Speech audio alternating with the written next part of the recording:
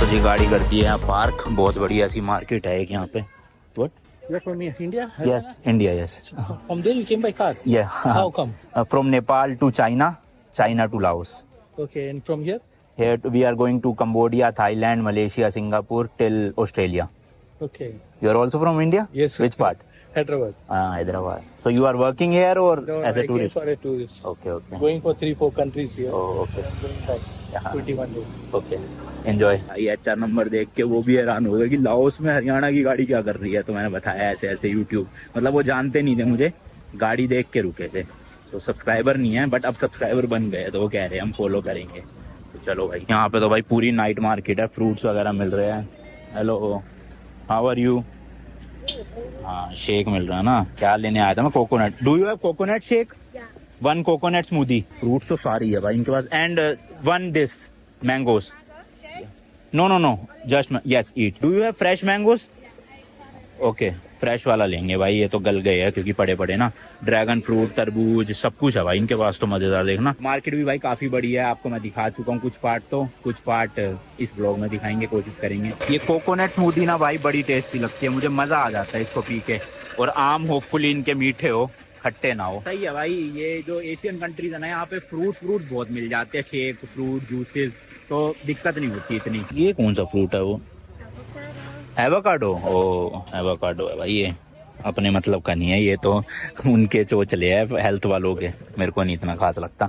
अपने लिए यही सब है भाई, आम, अंगूर, अनार, पपीता, पाइनएप्पल, ड्राई फ्रूट कह रहा हूँ, ड्रैगन फ्रूट। लाओस आओ ना तो भाई कोकोनट जरूर ट्राई करना, यहाँ पे कोकोनट वाटर बहुत टेस्टी होता है। तो मैं तो मतलब फैन हो गया था भाई जब मैंने पहली बार कोकोनट स्मूदी पीना इनकी। है देखो, गाड़ी दूध जैसी होती है पर टेस्ट एक नंबर आता है। नारियल भी देखो कितना बड़ा बड़ा है भाई साहब, ओए होए। टोटल आया है भाई ये 50,000 में दोनों, 30,000 का ये है और 20,000 का कोकोनट वाटर है। 50,000 का मतलब है 300 रुपए में दोनों चीजें आ गई, तो काफी सही है। ओए होए, जन्नत भाई जन्नत, गजब मजा आ जाता है पी के। ये भाई सब तो सो रहे हैं अभी तक। हेलो भाई साहब, मिस्टर, सोने नहीं आए, घूमने आए हम यहाँ पे। Hello hello. तो आ गया हूँ जी मैं होटल, थोड़ी देर रेस्ट करते हैं, फिर देखते हैं नाइट मार्केट जाएंगे या खाना खाने जाएंगे, जो भी है सीन बता दूंगा। Next morning. गुड मॉर्निंग जी, गुड मॉर्निंग। आज है नेक्स्ट डे। जो हमने स्कूटर रेंट पे लिया था ये भी वापस करके आना है, मेरा पासपोर्ट भी लेना है, और सबसे इम्पोर्टेंट चीज भाई आज करवानी है, वो है सोहन का जो वीजा है ना लाओस का, वो आज एक्सपायर हो रहा है भाई। तो किसी भी हालत में आज लगवाना है यहाँ पे, जो इमिग्रेशन डिपार्टमेंट है ना लुआंग प्रबांग का, वहां जाके। तो मैंने ऑनलाइन पढ़ा है, कह रहे इजी प्रोसेस है, बट उसके लिए ना कैश की जरूरत पड़ती है। पासपोर्ट चाहिए, 2 फोटो चाहिए और कैश चाहिए। तो कैश अपने पास है नहीं, इसलिए सबसे पहले चलते हैं एटीएम, कैश निकलवाते हैं, फिर आपको बताता हूँ वीजा कैसे एक्सटेंड किया जाए। क्योंकि 30 डेज का तो वीजा मिलता है, लेकिन आप उसके बाद भी ना 2 बार 30 डेज का और एक्सटेंड करवा सकते हो। अब मैं तो इंडिया से वापस आया हूँ, मेरा तो नया वीजा लगा है, मेरे को दिक्कत की बात नहीं है। लेकिन सोहन का वीजा एक्सपायर होने वाला है क्या, आज हो जाएगा, तो इसलिए आज ही अप्लाई कर देते हैं।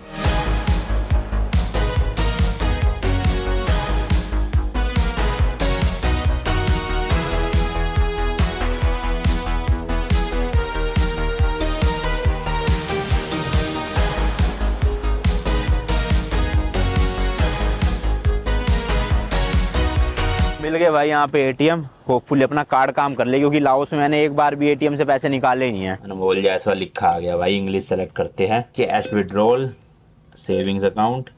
मुझे निकलवाना है भाई कम से कम 20 लाख। यस ओ भाई साहब, 20 लाख निकालने में 90,000 की तो फीस ही ले रहे हैं भाई, कितना क्रेजी अमाउंट हो गया ना।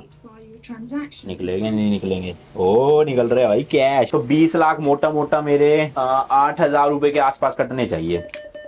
लो भाई पहले तो कार्ड आ गया, कैश दो, कैश इंपॉर्टेंट। आए हाय हाय हाय, 1-1 लाख के 20 करारे नोट, मजा आ गया जिंदगी का। पर्ची भी निकल गई भाई, सब चल रहा है एटीएम में। चलो मैं मैसेज पढ़ के बताता हूँ आपको कितना पैसा कटा है टोटल। मैसेज आया भाई 9,450 रुपीज का। ओ भाई बहुत महंगा पड़ा है। हमने बॉर्डर पे $100 चेंज करवाए थे, उन्होंने भी 20 लाख दिए थे, और $100 मुझे इंडिया में पड़े थे भाई 8,500 रुपीज के, और यहाँ 9,400, 1,000 रुपए का चपट सीधा। ओ भाई अब ना निकलवाऊँ एटीएम से भाई, अपने डॉलर यूज करेंगे करेंसी एक्सचेंज के लिए। चलो अभी तो फिलहाल वीजा के लिए जाना है, फटाफट चलते हैं। एटीएम के पास ही भाई नारियल पानी मिल रहा है, मेरे को तो बहुत मस्त लगता है। एक नारियल पानी पी लेते हैं, कितने बड़े बड़े हैं ना ये देखो। इसमें भाई लिटरली बड़े वाला गिलास भर जाता है, तो मैं सोच रहा हूँ 2 गिलास डलवा लेता हूँ, क्योंकि एक ना पिया नहीं जाता पूरा, 2 अलग अलग में करवा लेंगे। और सोहन और मैं पी लेंगे। ये देख रहे हो भाई साहब, ये जग आधा भर जाएगा। ओ हो क्रेजी भाई। अरे अब इसमें से मलाई डालेगी आंटी जी निकाल के पूरी, मस्त टेस्ट आता है मलाई का। ये देखो भाई साहब कितनी मलाई है, ओए होए। तो मैंने इनको कह दिया 2 गिलासों में डाल दे। वैसे तो ये बड़े में डालते, एक पूरा भर जाता है ये, बट अब 2 लोग हैं तो वो 2 छोटे में आ जाएंगे। लेट्स गो भाई। एक्चुअल में बहुत बड़े हैं भाई, और पानी भी बहुत निकलता है यहाँ पे। इंडिया में इतने बड़े मैंने देखे नहीं नारियल, साउथ साइड में होते हो तो पता नहीं, अपने नॉर्थ में तो नहीं देखे कभी। लो जी लो, साढ़ा ठंडा ठंडा नारियल पानी रेडी हो गया है। ओए होए होए होए, मजे आ गए जिंदगी के भाई। कैश ही दे देते हैं, काट लेंगे इसमें से। मेरे ख्याल से 30 या 40 हज़ार का होगा एक शायद। इस तरह की ना देखो, इन्होंने थैली सी बना रखी है हैंडल के लिए, इसमें ये गिलास डाल देते हैं और फिर इसको लेके अपना मस्त चलते बनो ऐसे थैली उठा के।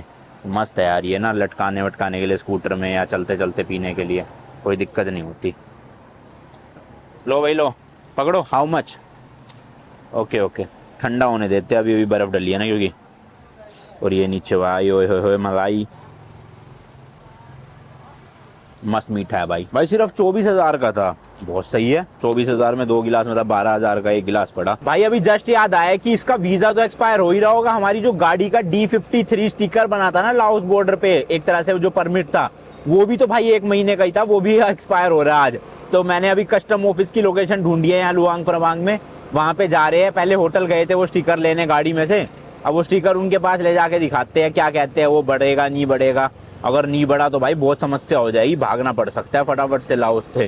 क्योंकि फटाफट से क्या मतलब 1-2 दिन में ही कटना पड़ेगा, क्योंकि आज अगर एक्सपायर हो गई रजिस्ट्रेशन बहुत दिक्कत की बात हो जाएगी।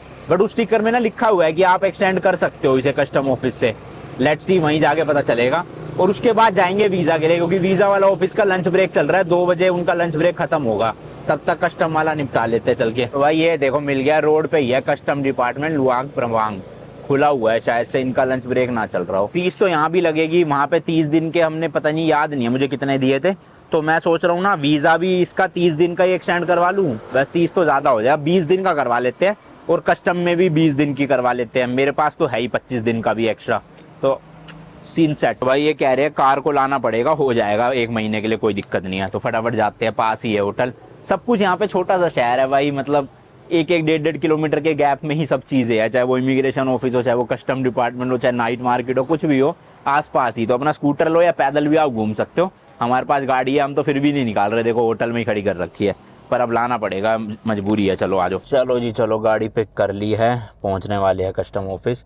उनको गाड़ी दिखा के इसका 30 दिन का एक्सटेंड करवा लेते हैं मज़े से, फिर टेंशन फ्री हम लाओस में जितने भी चाहे घूम सकते हैं, जितना भी चाहे, मतलब 30 दिन तक। और अगर उसके बाद भी 30 दिन घूमना है तो फिर से एक्सटेंड करवा सकते हैं, बट फिर उसके बाद नहीं करवा सकते, मैक्सिमम 2 टाइम्स। चलो भाई फाइनली काम हो गया है, आधा घंटा लग गया, मतलब वो तो करने लग रहे थे, बट सिस्टम में थोड़ा सा एरर आ रहा था, तो बार बार वो फेल हो रहा था, बट एट द एंड हो ही गया भाई जल्दी से। तो ये देखो भाई, इस तरह का ये D53 होता है बॉर्डर पे जो मिलता है ना। तो ये नीचे तो है भाई हमारा पहले वाला, जिसकी वैलिडिटी थी 12 फरवरी तक, और ये ऊपर वाला है अब मिल गया है हमें 12 मार्च तक, यानी कि 1 महीना हम इस गाड़ी को और चला सकते हैं मस्त। अच्छा, इसके अलावा जो हमने भाई इंश्योरेंस लिया था ना, ये भी खत्म होने वाला है, लेकिन ये 14 फरवरी तक है। तो इंश्योरेंस का देखते हैं, लुआंग प्रवांग में कोई कंपनी मिलती है तो ठीक है, वरना जो हम अगले शहर जाएंगे ना, वो 13 की रात को पहुंच जाएंगे वहाँ, तो फिर वहीं से ही करते हैं, ठीक है।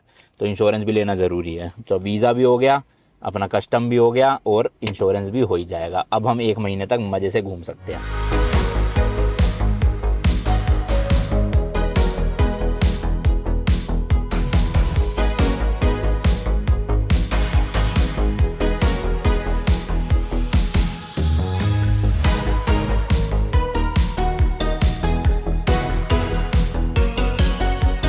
तो ये जो राइट में आप बिल्डिंग देख रहे हो, यही है यहाँ का इमिग्रेशन ऑफिस, लिखा भी होगा शायद, अच्छा नहीं, पुलिस हेडक्वार्टर है, मतलब इसी में ही जो है वो वीज़ा एक्सटेंड भी होता है, देखो लिखा ना police headquarter. I don't think अंदर वीडियो बनाना अलाउड होगा, हम जाके अपना वीज़ा बनवा लेते हैं। एक्चुअल में लुआंग प्रवांग में ना 2 इमिग्रेशन ऑफिस है, एक ओल्ड टाउन में जहाँ पे नाइट मार्केट थी, आपने देखा होगा लास्ट व्लॉग, और एक ये न्यू वाली बिल्डिंग है। तो गूगल पे लिखा है ओल्ड बिल्डिंग बंद हो चुकी है, तो इसलिए न्यू बिल्डिंग में आ गए। थोड़ा सा दूर था, 3-4 किलोमीटर वहाँ से शहर से, ठीक है। टाइमिंग बता दूं आपको भाई, सुबह 11:30 बजे तक एक तो काम होता है, उसके बाद शाम को 2 से 4 होता है। तो 11:30 से 2 इनका लंच ब्रेक होता है, देख रहे हो, 2.5 घंटे का लंच ब्रेक भाई साहब। तो इसलिए हम आ गए हैं 2:15 बजे इस टाइम पे, फटाफट से निपटा लेते वीज़ा का, मतलब मेरा तो नहीं, सोहन का करवाना है। तो ये 3 बिल्डिंग है भाई, वो राइट वाली, ये बीच वाली और एक ये लेफ्ट वाली। हमें लेफ्ट वाली में जाना है, यहाँ होता है अपना वीज़ा एक्सटेंशन का काम।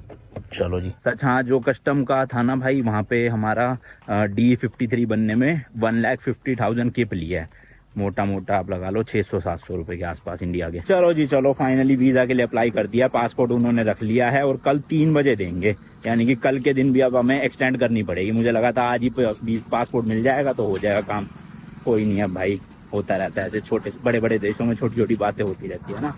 और इस तरह की देखो पर्ची दी है भाई, टोटल इन्होंने 30 डेज के पर डे के हिसाब से लिए 20,000, तो 30 दिन के हो गए 6 लाख, और ये चार्जेस है थोड़े से 50,000, तो टोटल लिए 6,50,000 भाई साहब। इतना हो गए मेरे ख्याल 3,000 रुपये के आसपास हो गए ना, 3-3,500 रुपये हो गए 30 दिन के वीज़ा एक्सटेंड के। ठीक है, मतलब इतना महंगा नहीं है, अब अपनी टेंशन फ्री रहेंगे हम कि हाँ घूम सकेंगे। वह फ़ोटो लिया ना और एक फॉर्म भरवाया था, फॉर्म 2 फोटो 1 फॉर्म भरवाया और पासपोर्ट रख लिया। इंश्योरेंस बस अब लेना है अपने को, तो मोटा मोटा आप लगा लो भाई 6.5 लाख यहाँ, 1.5 लाख कस्टम में और 2-3 लाख का इंश्योरेंस आएगा, तो 11 लाख का खर्चा हो चुका है यहाँ पे हमारी ट्रिप एक्सटेंड करने का, एक बंदे का। दूसरे का तो अभी गिन ही नहीं रहा, क्योंकि दूसरे का मैं नया वीज़ा लेकर आया था इंडिया से। और ठीक है चलो, तसल्ली रहेगी अब। हाँ वो तो और महंगा है क्या आपका वाला तो। क्यों 3,000 कुछ कही था? फ्लाइट से। हाँ फ्लाइट का खर्चा ज्यादा है, पर वो तो शादी के लिए गया था भाई, ठीक है वो भी जरूरी था जाना।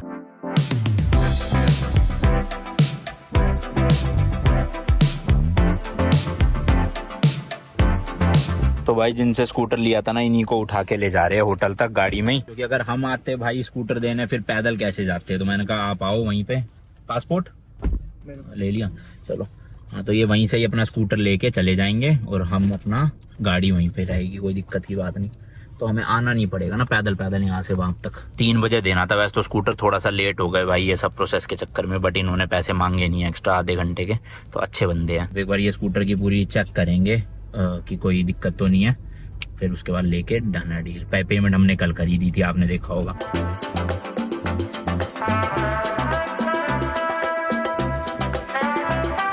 ये लो जी, ये लो स्कूटर दे दिया है भाई, ले जा रहे हैं। एक हेलमेट गाड़ी में पड़ा है, बस वो ला के दे रहे हैं, जबकि इनको फ्यूल हमने भाई ऑलमोस्ट फुल ही करके दिया है। Yo full fuel gift for you.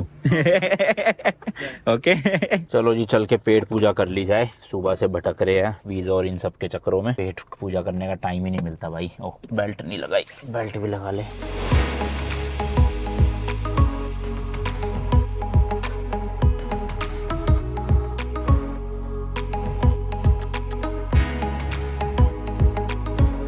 तो अगेन भाई वही भूले भटके 2 राही आ गए हैं निशा इंडियन रेस्टोरेंट, जहाँ से हम खा रहे हैं इतने दिन से। मस्त खाना होता है और ऑप्शन भी नहीं है यहाँ, दूसरा कोई है नहीं ना रेस्टोरेंट, तो यहीं खाते हैं भाई। फॉरेनर्स की बड़ी भीड़ रहती है यहाँ पे ना हमेशा, मतलब इतना इंडियन खाना फेमस है। चलो भाई चलो, पेट पूजा डन, और खाते खाते प्रेशर बन गया, अभी होटल भाग रहे हैं जल्दी जल्दी, उसके बाद देखते हैं कहीं घूमेंगे या नहीं। बाकी इस पर ब्लॉग के लिए इतना ही रखते हैं भाई।